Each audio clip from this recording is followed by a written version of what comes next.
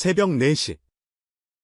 스튜디오 조명이 켜지고 아직 메마른 카메라 렌즈의 첫 포커스가 맞춰질 때 촬영장의 공기는 마치 오픈 전 극장처럼 묘하게 떨렸다. 그리고 국민할머니라는 타이틀이 무색하지 않을 만큼 따스한 미소로 세대를 초월해 사랑받아온 배우 김영욱이 여느 때처럼 잔잔한 목소리로 입을 열었다.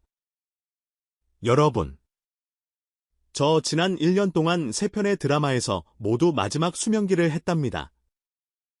짧은 고백이었지만 녹화장은 마치 스위치를 내린 듯 조용해졌다. 수십 년 내공이 녹아든 그녀의 연기가 그토록 자주 죽음을 호출해야 했다는 사실만으로도 출연진과 스태프 모두의 심장이 순간 움츠러들었다. 김영욱은 담담히 말을 이었다. 연기니까 괜찮겠지 싶어도요. 마지막 숨이라는 건 참 묘해요.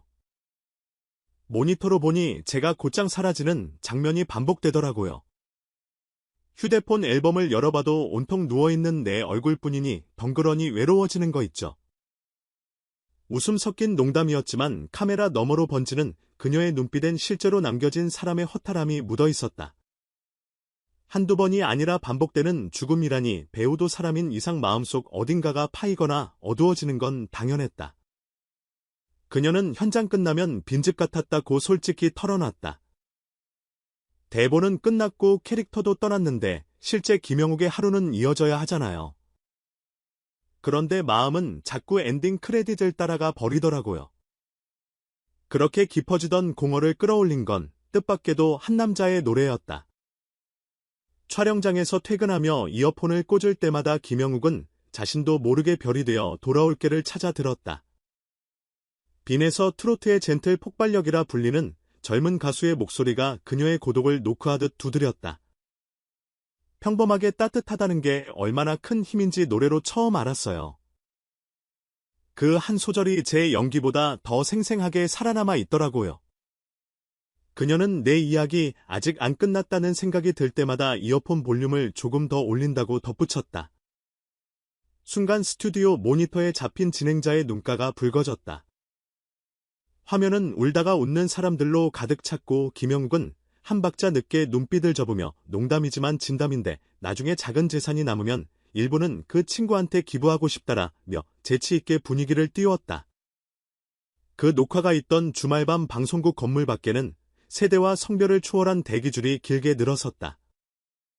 간헐적으로 들리는 웅성거림은 별이 되어 돌아올게 후렴구를 핸드폰 스피커로 틀어놓고 따라 부르는 지칠 줄 모르는 합창이었다. 거리는 아직 밤 공기가 남아있었지만 사람들 가슴팍은 김영욱의 고백과 빈에서의 음색이 뒤섞여 뜨겁게 요동쳤다. SNS 실시간 검색어에 김영욱 사막 연기와 빈에서 위로곡이 나란히 올랐고 죽음을 연기한 배우를 살린 노래라는 밈이 순식간에 퍼졌다. 방송 이후 비하인드 인터뷰를 위해 김영욱과 빈에서가 같은 스튜디오에 처음 마주 앉은 날 제작진은 살짝 긴장했다. 한쪽은 여든을 앞두고도 아이처럼 호기심 가득한 배우, 다른 한쪽은 29꽃다운 청년. 그런데 두 사람 사이엔 어색함 대신 따뜻한 장난이 오갔다. 빈에서가 선생님 노래자랑 나가시면 제가 맨 앞에서 환호할 겁니다라고 눈을 반짝이자 김영욱은 그럼 나도 내 무대에서 스모그 대신 코미디 한 컷 넣어줄래라며 눈웃음을 쳤다. 바로 그때 제작진도 몰랐던 스페셜 이벤트가 터졌다. 대기실 모니터가 꺼지고 스피커에서 전주도 태그도 없는 피아노 반주가 흘러나오기 시작한 것이다. 빈에서가 카메라 불이 꺼진 줄도 모른 채 기타를 꺼내들었다. 노래 제목은 미공개 신곡. 다음 호흡 첫 가사를 뱉자마자 김영욱은 손등으로 눈가를 가렸다. 숨을 품고 기다려줘요 끝이 아닌 쉼표처럼이라는 가사에 지난 1년간 셔터 속 사망 장면들이 스치듯 지나간 탓이었다. 제작진은 즉석으로 이 장면을 틱톡 30초 클립으로 공개했다. 좋아요는 12시간 만에 500만을 돌파하고 김영욱 엑스빈에서 샵사인 다음 호흡 챌린지 태그가 생성됐다. 챌린지 룰은 간단했다. 누군가에게 내 이야기가 아직 끝나지 않았다는 메시지를 10초 셀프 영상으로 전하고 뒤에 다음 호흡을 틀어두는 것과 삼수험생이 책상 위 연필을 흔들며 퇴직을 앞둔 60대가 공원 벤치에서 그리고 야간 근무를 마치고 나오는 간호사가 병원 건물 앞에서 쉼표를 그려 보였다. 수십만 개 영상이 쌓이는 동안 김영욱의 인터뷰 클립은 유튜브 알고리즘을 타고 전 세계로 퍼졌다. 배우는 죽음을 연기하며 삶을 배운다는 자막과 함께 며칠 뒤 빈혜서가 서울 강동구의 작은 공연장에서 깜짝 라이브를 열었다. 이름하여 쉼표 콘서트 티켓팅도 포스터도 없었다. SNS 챌린지 참여자 중 무작위로 초대장을 보냈고 일부는 당일 아침에 공연 장소를 전달받았다. 무대 장치는 최소화되었고 관객 의자는 원형으로 배치되어 있어 사람들이 서로의 얼굴을 바라볼 수 있었다. 빈혜서가 무대 중앙이 아닌 관객 사이 빈자리에 앉아 첫 곡을 시작했고 스크린에는 김영욱이 60년 전 단역 시절 찍은 흑백 스틸과 최근 드라마 스틸이 번갈아 재생됐다. 음악이 진행될수록 스크린앤 챌린지에 올라온 쉼표 영상들이 모자이크처럼 이어졌다. 공연 말미 그는 삶의 끝을 여러 번 리허설한 선생님이 들려준 진짜 메시지는 끝은 없다. 우리가 느끼는 건 단지 다음 호흡을 위한 쉼표일 뿐이라고 말했다. 콘서트 피날레에서 준비된 마지막 장면이 압권이었다. 조명이 꺼지고 객석 스피커로 김영욱의 목소리가 흐르기 시작했다. 저는 여전히 배우입니다. 그래서 또 다른 배역을 기다립니다. 만약 다음 역할이 삶의 한복판이라면 저는 기꺼이 그 무대에서 달릴 겁니다. 이어 불이 켜지자 무대 뒤편에 김영욱이 실제로 등장해 있었다. 손엔 커다란 쉼표 모양 LED 등이 달린 마이크를 들고 관객은 목격자에서 동료 출연자가 되었다. 그녀가 다시 웃을 수 있을까를 한 구절을 쪼리자 빈혜서가 반주 없이 환호를 이끌었다. 그날 공연장을 나서는 사람들 가슴엔 거대한 쉼표가 박혀 있었다. 끝이 아니라 계속 배우의 사막 연기가 아닌 배우로서 또 다른 생의 무대가 방송국과 기획사는 이 열기를 놓칠 리 없었다. 다음 시즌 예능 파일럿 숨노래 3이 기획되었다. 콘셉트는 삶과 죽음을 넘나드는 배우들이 자신을 되살린 노래를 소개하고 뮤지션이 즉석 편곡으로 새 생명을 불어넣는다. 파일럿 첫 회 섭외 명단엔 김영욱 그리고 1970-14인 80년대 아련한 명품 OST를 새로이 호흡하려는 신의 뮤지션들이 줄줄이 이름을 올렸다. 대본 한 줄 없는 라이브 토크 제재에서 이뎀까지 장르를 넘겨받으며 즉흥 편곡을 시도하는 포맷은 제작 초기부터 금왕 예능새 지평이라는 호평을 받았다. 여기서도 빈혜서는 노래 큐레이터로 출연했다.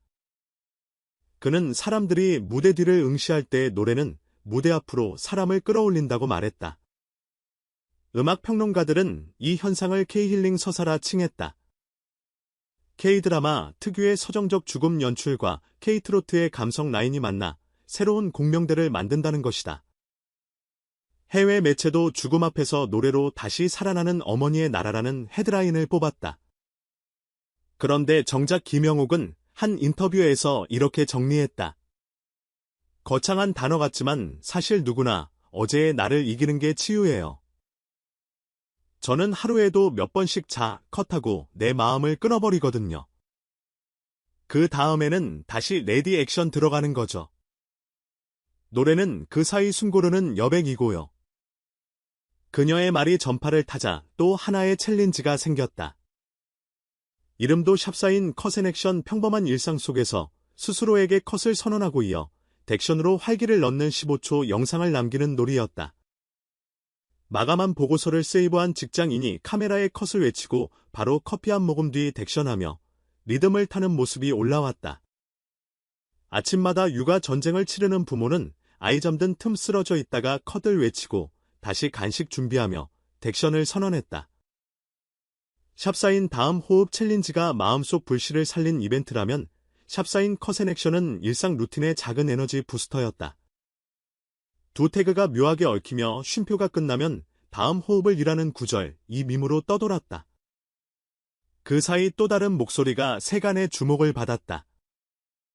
한 온라인 커뮤니티에서 진혜성 과거 영상이 재조명된 것이다.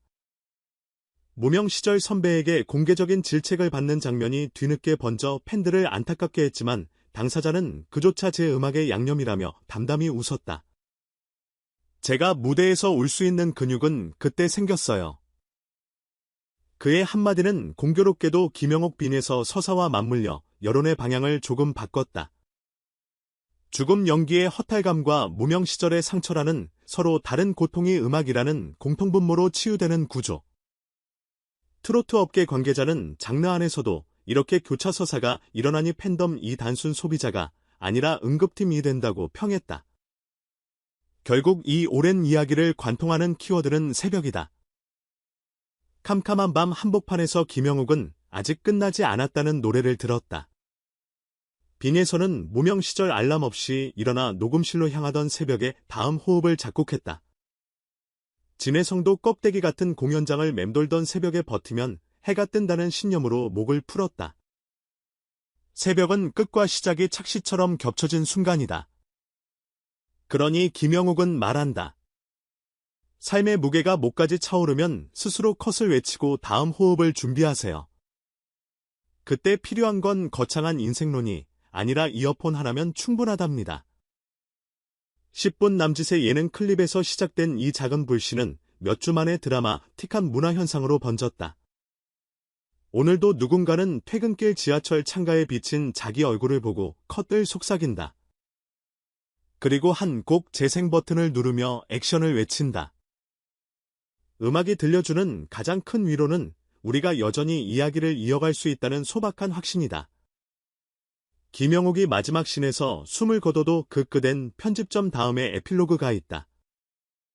빈에서의 바이브레이션이 귀 속을 어루만질 때 우리는 모두 다음 장면으로 슬쩍 넘어갈 준비를 마친다. 그리고 그렇게 또 한 번 우리 각자의 무대가 조명된다. 컷 웃음 고르기. 그리고 액션.